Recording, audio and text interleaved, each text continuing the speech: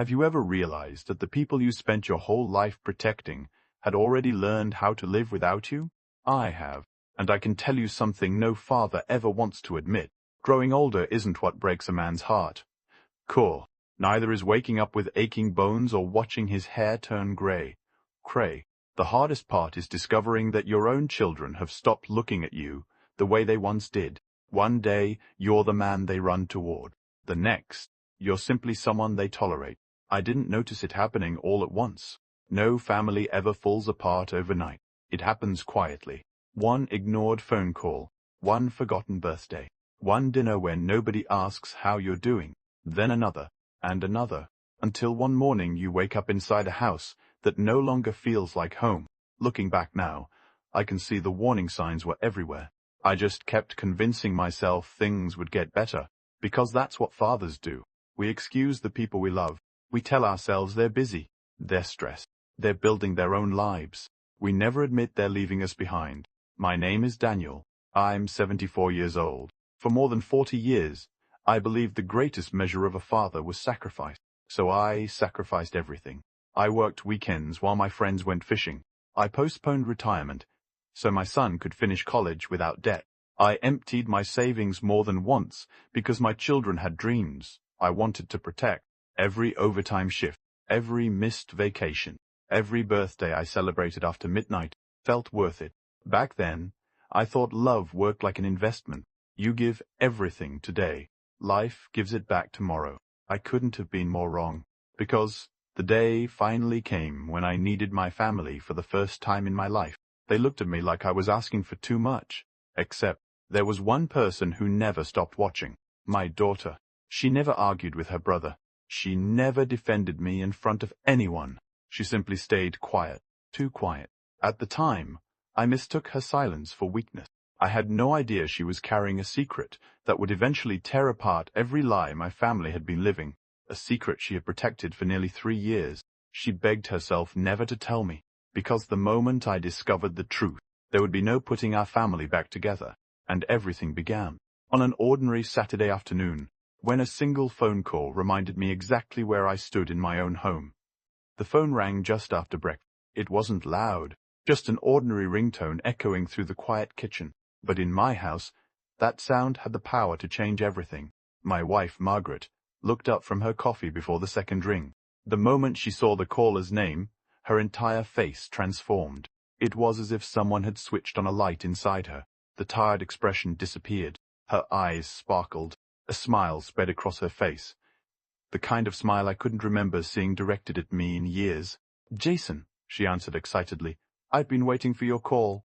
I quietly folded my newspaper and watched her. She laughed. She praised him. She asked about another business deal he'd been working on. "Oh, sweetheart, I knew you'd make it," she said proudly. "You've always been the smartest one in the family." I lowered my eyes. Funny how words can hurt without ever being aimed directly at you. She wasn't trying to insult me. She didn't have to. Sometimes being forgotten hurts more than being criticized. I stood up and walked toward the coffee pot. "Tell him I said congratulations," I said softly. She barely looked at me. Instead, she picked up her mug and walked into the living room, closing the sliding door behind her, as if the conversation wasn't meant for my ears. I could still hear her laughing. It echoed through the glass for nearly 15 minutes. When she finally returned, the smile vanished the instant she looked at me. "So," she sighed, placing an envelope on the kitchen table. "The electricity bill is due tomorrow. No congratulations. No, how did you sleep? No, how are you feeling? Just another unpaid bill." I looked at the envelope without opening it. "I'll take care of it," I replied. "I hope so," she answered. "We're already behind on enough things." Then she walked away. I sat alone at the kitchen table long after she'd gone upstairs. There was a time when that same woman waited by the front door every evening just to hear about my day. Now we could spend an entire morning under the same roof without sharing a real conversation. People often ask when a marriage starts falling apart. They expect a dramatic answer, an affair, a betrayal, a screaming argument. They're usually wrong. Most marriages don't collapse in one explosion. They disappear one ordinary day at a time. One ignored conversation, one forgotten hug, one meal eaten in silence. until two people become strangers, sharing the same address. That morning wasn't the worst day of my life, not even close. It was simply the day I realized something I had been refusing to admit. In my own home, I had become an obligation. Not a husband, not a father, just another problem waiting to be solved. And while I sat there staring at that unopened electricity bill, my daughter was already making a decision she would keep hidden from everyone, even from me. For nearly 3 years, I wouldn't discover what she had done until much later. I wouldn't diss. By then, the damage inside our family had already become impossible to repair. You've never watched your entire life change because of one decision. Count yourself lucky. I still remember the day everything began to unravel. It wasn't because I was careless. It wasn't because I stopped working, and it certainly wasn't because I stopped loving my family. It happened because I believed I was building a better future. 20 years earlier, I'd invested nearly everything I had into a small manufacturing business with 2 lifelong friends. It wasn't glamorous. We made custom metal parts for local construction companies. The hours were long. The profits weren't enormous. But they were steady. Steady enough to pay the mortgage. Steady enough to send Jason to a good university. Steady enough to help Emily attend college without worrying about tuition. Back then, our home was filled with laughter. Margaret used to brag about me at neighborhood gatherings. Daniel built everything we have with his own hands, she'd say proudly. Whenever she said those words, I stood a little taller, not because I wanted praise, but because I believed my family saw the sacrifices behind every paycheck. Then came the recession. Contracts disappeared almost overnight. Companies stopped building. Customers stopped calling. Within 6 months, we were burning through savings just to keep paying our employees. I couldn't bear the thought of laying off men who had trusted me for years. Many of them had children of their own. So instead of closing immediately, I borrowed against everything I owned. I convinced myself the market would recover, that if I could just survive a little longer, things would return to normal. They never did. The business collapsed. The loans remained. The bank took the workshop. Then the second loan came due. By the time everything was over, I'd lost nearly every dollar I'd spent 30 years earning. What hurt most wasn't losing the money. 1A said, money can be earned again. It was watching the respect disappear along with it. People don't always judge you by your character. Sometimes they judge you by your bank account. And when that account becomes empty, their memories become surprisingly short. Jason was 26 then. He never asked what had happened, never asked why the business failed. In his mind, there was only one simple explanation. His father had failed. Nothing else mattered. Every missed vacation, every birthday gift, every school payment, every late night I'd spent working instead of sleeping, they all seemed to vanish from his memory. Failure erased decades of sacrifice. Emily never said much about any of it. She simply listened. She'd sit beside me on the porch some evenings after work, handing me a cup of tea without asking questions. Sometimes silence is the greatest kindness another person can offer. Looking back now, I realize she wasn't just comforting me. She was watching, listening, remembering, while everyone else focused on what I'd lost. My daughter quietly noticed something no one else did. She noticed who stayed beside me, and who slowly began walking away. At the time, I thought she was simply trying to protect my feelings. I never imagined she was collecting every painful moment like pieces of a puzzle, because somewhere inside her room, and you was wall, hidden where no one would ever think to look. She had already started keeping something that, years later, would expose the truth no one in my family wanted to face. The years passed quietly after the business failed. At least, that's how it looked from the outside. Inside our home, something invisible had begun growing between us. Distance. It wasn't measured in miles. It was measured in conversations that never happened. Jason stopped dropping by on weekends. At first, he blamed work, then business trip, then networking events. Eventually, he stopped explaining altogether. Weeks would pass without a single phone call. Sometimes Margaret would tell me what he was doing before I even knew he'd been in town. He got promoted. He bought a new condo. He just came back from Chicago. I would smile and say, "That's wonderful." And I meant it. No matter how cold he'd become, he was still my son.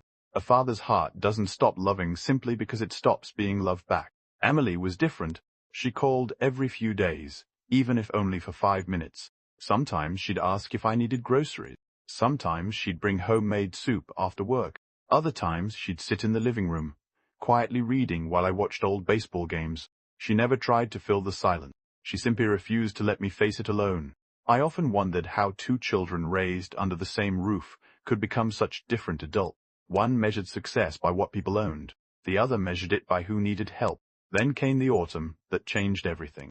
It started with something so ordinary I almost ignored it. A cough. Nothing serious. Or so I thought. It appeared one chilly October morning while I was raking leaves in the backyard. I blamed the cold air. A few days later, it returned. Then again. Weeks passed. The cough became deeper, longer. Sometimes it left my chest burning for several minutes afterward. Emily noticed almost immediately. "Dad," she said one evening while washing dishes after dinner, "that cough doesn't sound normal." "It's just the weather," I answered with a smile. "You've been saying that for 3 weeks. I've survived worse." She dried her hands slowly before turning toward me. "You always say that, and I'm usually right." She didn't laugh. Instead, she crossed her arms exactly the way her mother used to years ago. "When was your last checkup?" I looked away. "I don't remember." "You do remember?" I sighed. "Maybe 2 years." Her eyebrows lifted. "2 years? I've been busy." She shook her head gently. "No, Dad. You've been avoiding it." She wasn't accusing me. She sounded worried. There was a difference. The next morning, before leaving for work, she called me. "I'm making you an appointment." "You don't have to do that." "I already did. You inherited your stubbornness from someone." "I know," she laughed softly. "I learned from the best." For the first time in weeks, I smiled. Not because my situation had improved, but because someone still cared enough to argue with me. I had no idea that simple doctor's appointment would become the dividing line between my old life and everything that came after.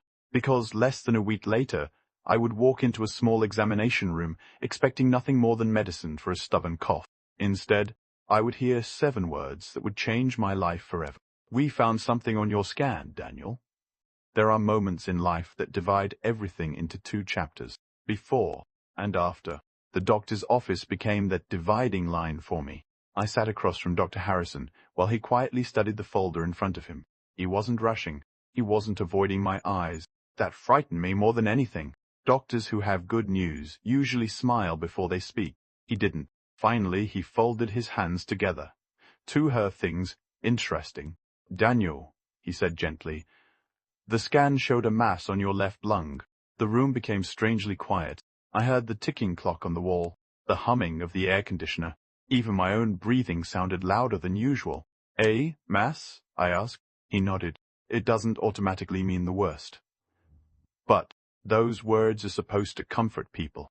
Instead, they usually tell you exactly what everyone is afraid to say." He continued carefully. "The good news is that we caught it early.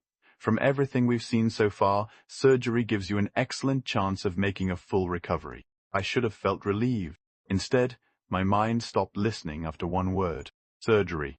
After explaining the procedure, Dr. Harrison stepped outside, leaving me alone for a few minutes. I stared through the window without seeing anything. At 74, you know life doesn't last forever. You simply hope you'll have a little more time. Now Eve, a little more laughter, a few more family dinners, maybe another Christmas with your children. I wasn't afraid of dying. I was afraid of leaving things unfinished. Emily arrived 15 minutes later. The nurse must have called her. She rushed into the room, still wearing the same blue cardigan she'd worn to school that morning. Her hair was slightly messy, and she looked like she'd driven faster than she should have.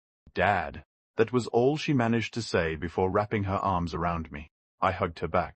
"It's going to be all right," I whispered. She pulled away and looked directly into my eyes. "No. It's going to be better than all right. We're going to get you through this." There was no hesitation in her voice. No panic. No panic. Just determination. Dr. Harrison returned and explained everything again, this time with Emily taking notes on her phone. She asked questions I hadn't even thought of asking. Recovery time, medication, success rates, follow-up appointments. She listened to every word. When the consultation ended, we walked silently toward the billing department. That's when reality hit harder than the diagnosis itself. A woman behind the counter reviewed my insurance information before giving me an apologetic smile. "I'm very sorry, Mr. Carter. Your policy doesn't fully cover this surgical procedure." Emily frowned. Emily frowned. "What does that mean?"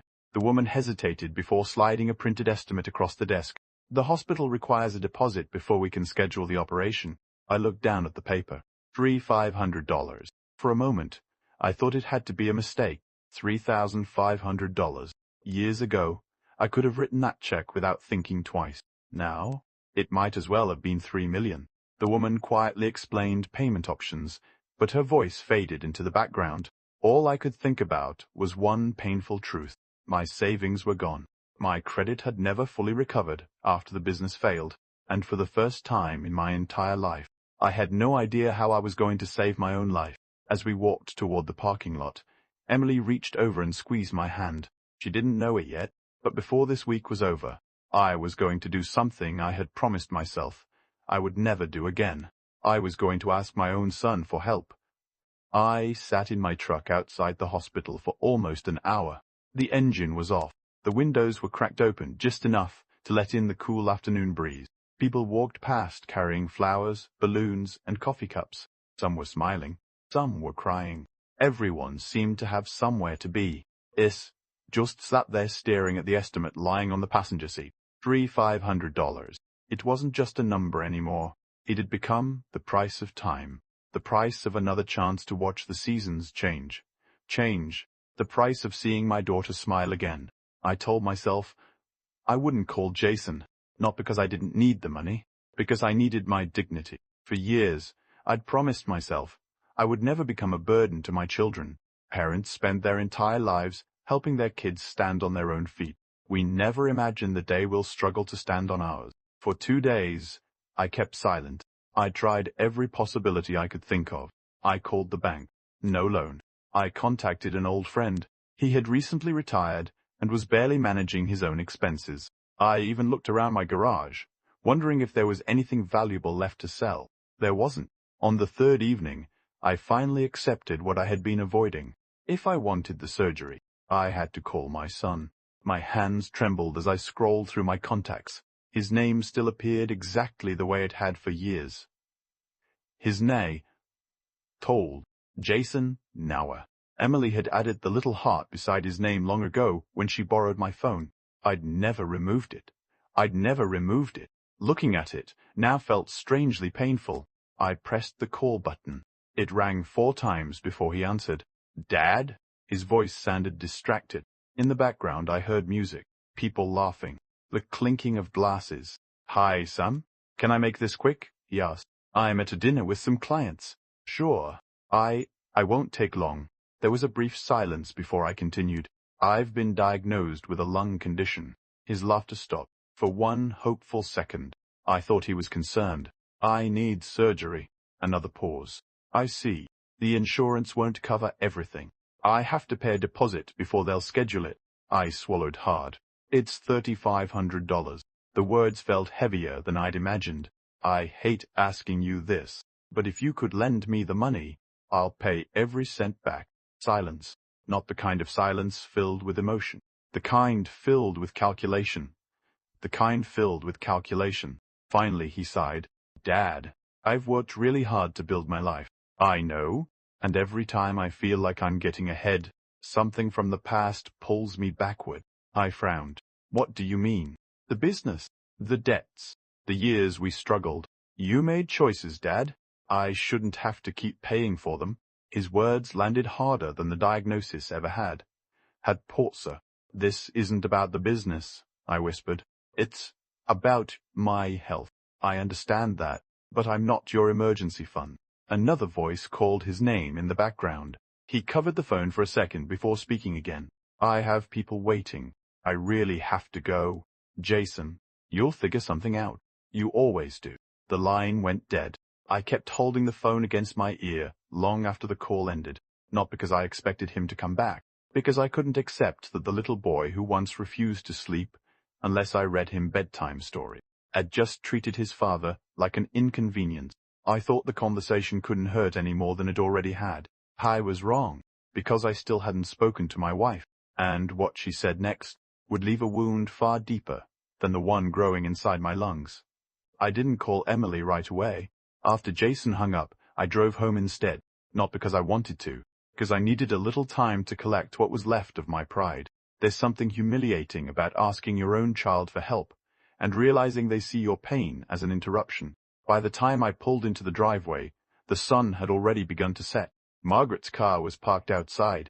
The living room lights were on. For a moment, I considered saying nothing, pretending everything was fine. But we've all told ourselves that lie before. It never lasts. She was sitting on the couch scrolling through her phone when I walked in. Without looking up, she asked, "How did the appointment go?" Those 5 words gave me hope.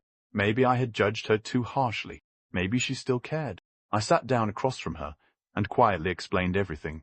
The scan, the surgery, the deposit, the conversation with Jason.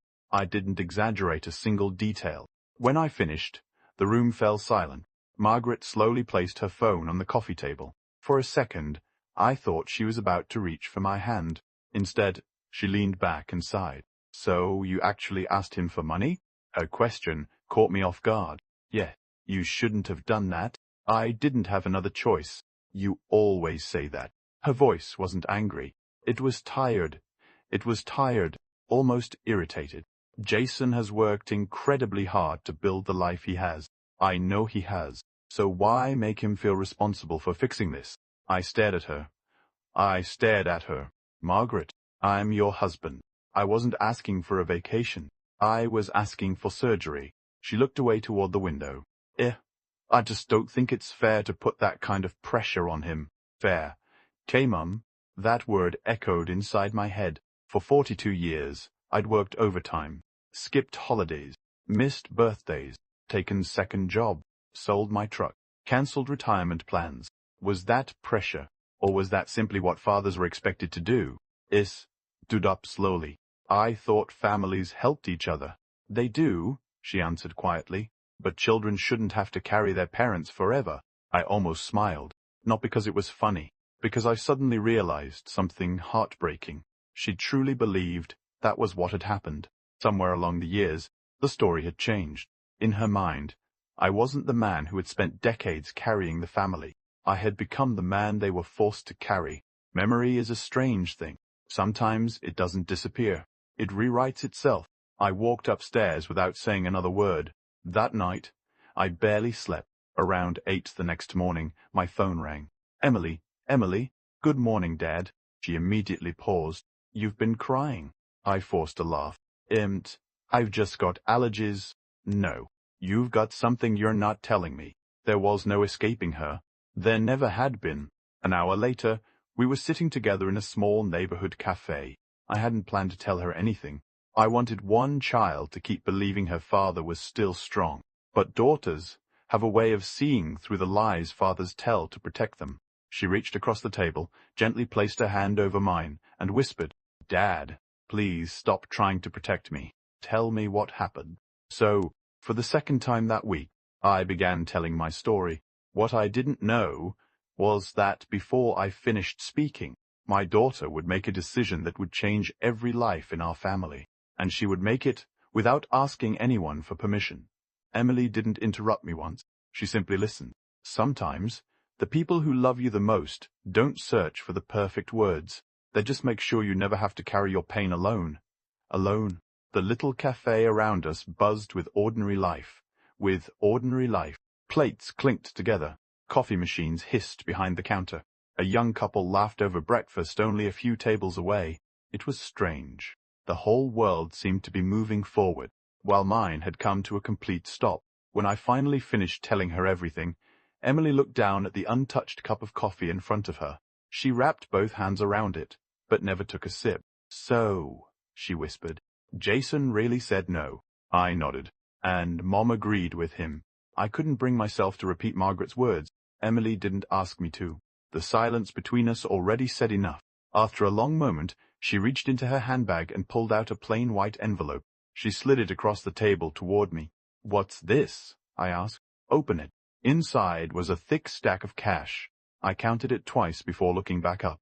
$2,000? She nodded. "It's yours." My heart skipped. Emily, Emily, where did you get this? She looked away. I've been saving. I knew immediately she was lying. Not because she was bad at lying, because she had inherited my habit of looking out the window whenever something hurt too much to say. You don't have this kind of money. I do now. Emily, Emily, tell me the truth. Her eyes slowly filled with tears. I sold my car. The words hit me harder than anything the doctor had said. You what? I sold it yesterday morning. But that's how you get to work. I'll manage. No. I pushed the envelope back toward her. I'm not taking this. You have to. I won't. She took a deep breath before saying something I'll never forget. Dad, when I was 8 years old, you worked 3 jobs, so I could have the surgery that fixed my hearing. I blinked. I hadn't thought about that operation in decades. I remember waking up in the hospital. I remember being scared, and I remember opening my eyes and seeing you asleep in a chair because you'd been awake for almost 2 days. She smiled through her tears. You never asked whether you could afford me, so don't ask whether I can afford you. I couldn't speak. Every father dreams of leaving something valuable to his children. A house, money, security. But sitting across from Emily, I realized the greatest inheritance isn't wealth. It's the example you leave behind. Without realizing it, she had become everything I'd spent my life trying to teach. I reached across the table and held her hands. They'll freeze every morning waiting for the bus. I know. You'll be exhausted after work. Wonder where it was hand. I know. You shouldn't have to sacrifice your future because of me. She squeezed my hands tighter. I'm not sacrificing my future. I'm protecting the person who gave me one. At that moment, I believed the greatest gift my daughter had given me was the money. I couldn't have been more mistaken. The money would save my life, but it wasn't her real secret. The real secret had already been hidden for nearly 3 years, locked inside a small wooden box beneath her bed, and she prayed every single day that I would never discover what was inside. The hospital scheduled my surgery for the following Thursday. Everything happened faster than I expected. Maybe that's the strange thing about life. You spend weeks worrying about what might happen, and then, suddenly, there's no more time left to worry. Only time to face it. Only time to face it. Emily insisted on driving me to every appointment. Well, what used to be driving? Now, she woke up before sunrise, walked 3 blocks to the nearest bus stop, rode across town to borrow her colleague's old hatchback for the day, and then came to pick me up. She never complained. Not once. She treated the inconvenience as though it were nothing more than a small detour. But every time I saw her climbing into that borrowed car, I remembered exactly why she no longer had one of her own. The morning of the operation arrived wrapped in a cold, grey sky. Grey sky. Hospitals always feel the same. The smell of disinfectant, the quiet footsteps in long hallways, the polite smiles that never quite hide the seriousness behind them. Emily stayed beside me through every form, every signature, every nurse who asked me to repeat my date of birth. She answered questions before I could. She carried my bag. She even made the nurses laugh when she told them. My dad's stubborn enough to argue with gravity if it pulled him too hard. One nurse smiled. That's a good sign. Stubborn patients usually recover well. Emily winked at me. See? I'd been telling you your hard head would be useful someday. For the first time in days, I laughed. A real laugh. The kind that reminds you you're still alive. Eventually, a nurse arrived with a wheelchair. It's time, Mr. Carter. The words settled heavily between us. Emily knelt beside me before they wheeled me away. She took both of my hands in hers. They were warm, steady, confident. Dad, you don't have to be brave for me. I smiled.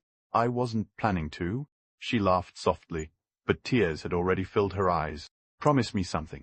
Anything. When you wake up, don't spend another day believing you're alone. I looked at my daughter, really looked at her.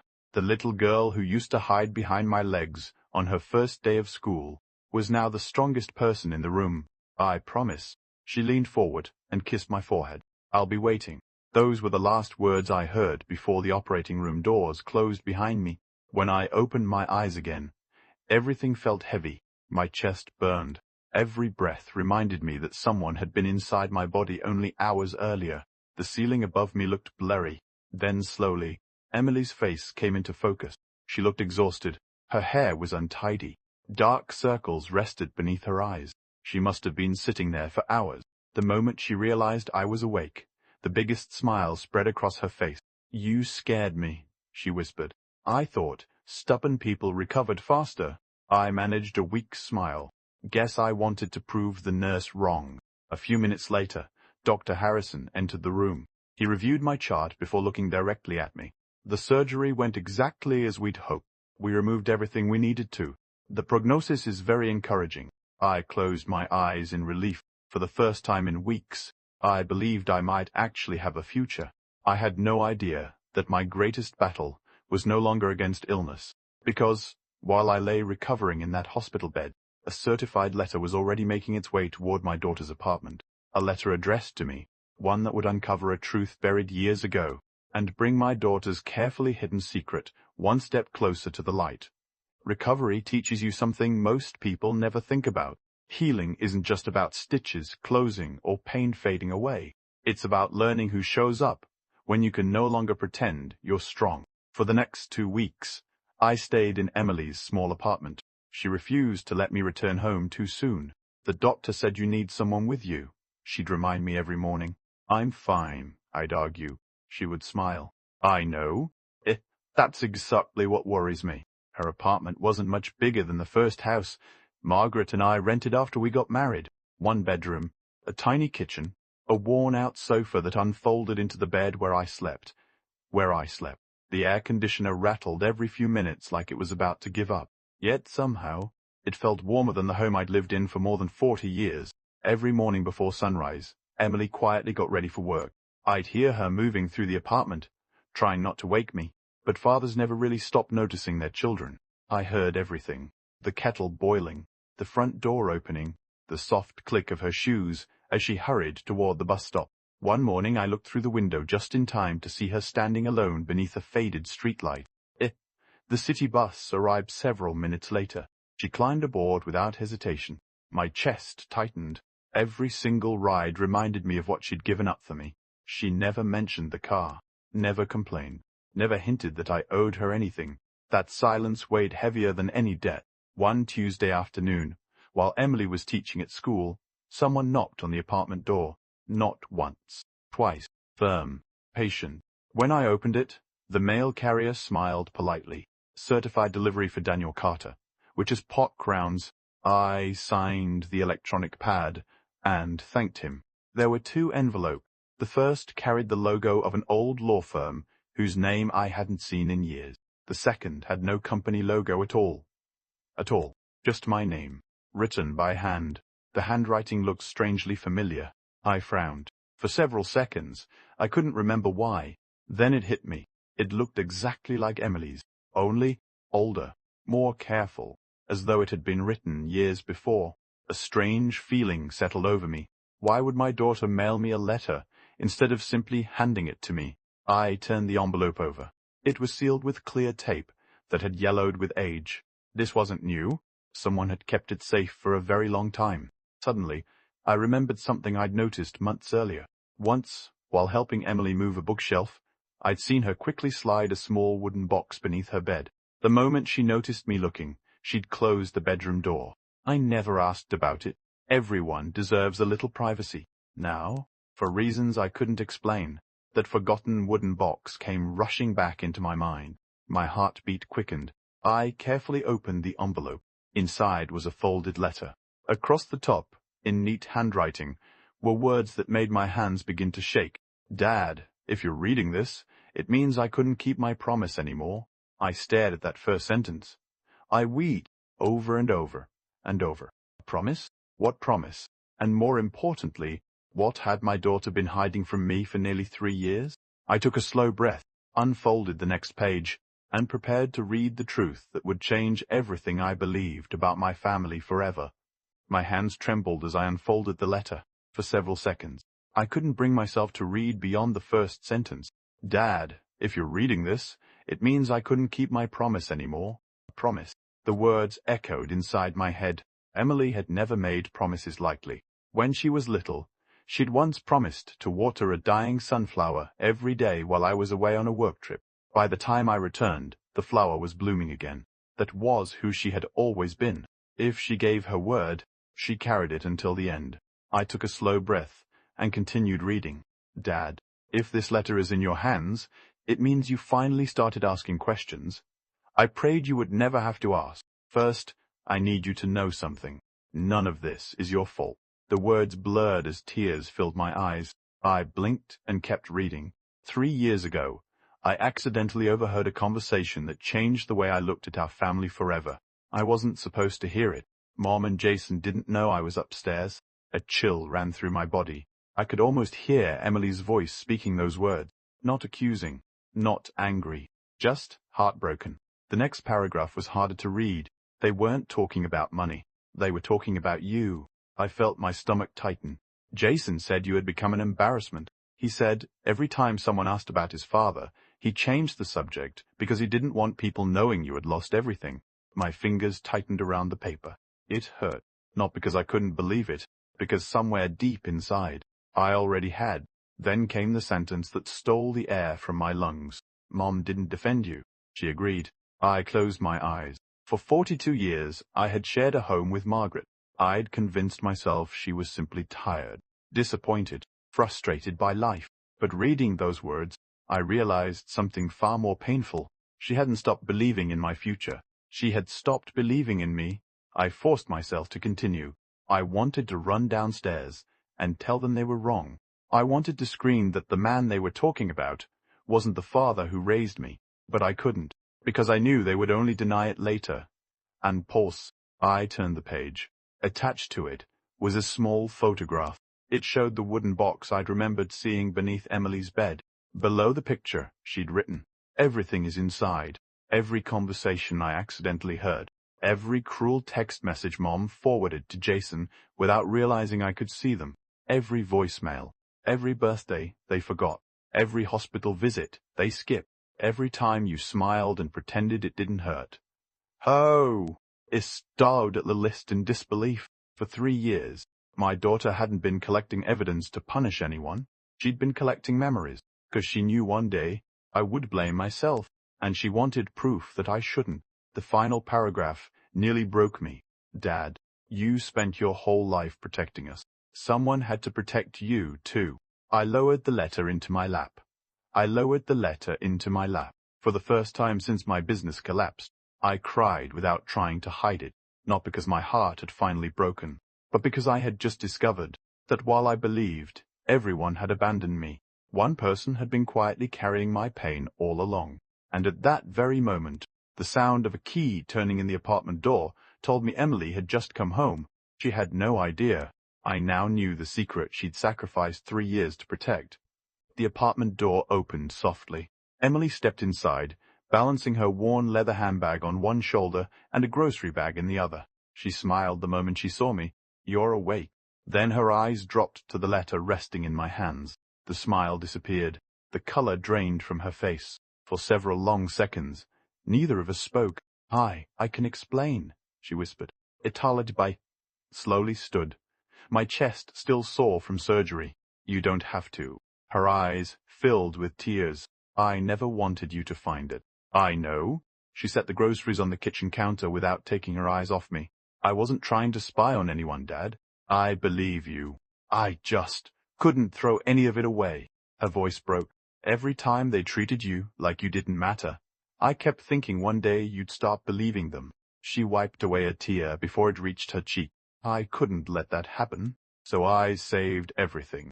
The messages, the birthdays they forgot, the excuses, the conversations, everything." I walked toward her and gently placed my hand on her shoulder. "You spent 3 years carrying this alone." She nodded. "I thought it was my job." "No.